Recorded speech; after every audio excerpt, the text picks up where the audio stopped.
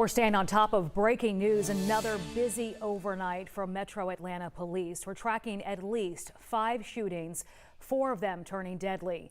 Atlanta police searching for a suspect this morning who they say traded gunfire with an off-duty officer in a busy area for nightlife in Northeast Atlanta. Christy Diaz following the latest for us from APD headquarters. Christy, how did this all start?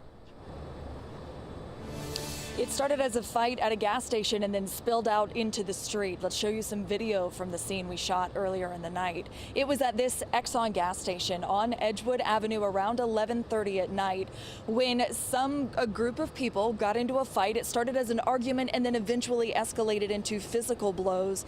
It moved into the street and around the corner where an APD officer was working an overtime detail. And he was watching as one person started shooting, so that officer fired back. From the scene, we could tell at least 9 shots were fired, so it really is incredible that nobody was shot. Everybody had left the scene by the time more officers arrived to investigate, so now they're looking at surveillance video and talking to witnesses to find out more. Sheba. And Christy, what about the officer that fired his gun?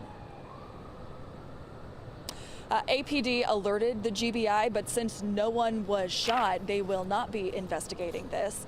Right now, they're going through the normal protocol of placing that officer on administrative leave until the investigation is over. All right. Christy Diaz, thank you. And we'll keep following any new developments on this breaking story for you on air and on 11alive.com.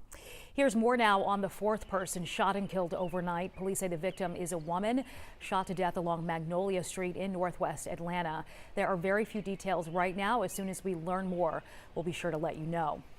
These overnight shootings, just the latest in a long weekend of violence in the city. The first injuring 3 people in Buckhead Saturday evening. Police say they believe it started with an argument at a pool party at a nearby apartment complex on Piedmont Road. Police later said that one of the victims was a customer at the nearby Home Depot. All 3 were taken to the hospital, alert and breathing. Another shooting happening outside Atlanta's Trap Music Museum.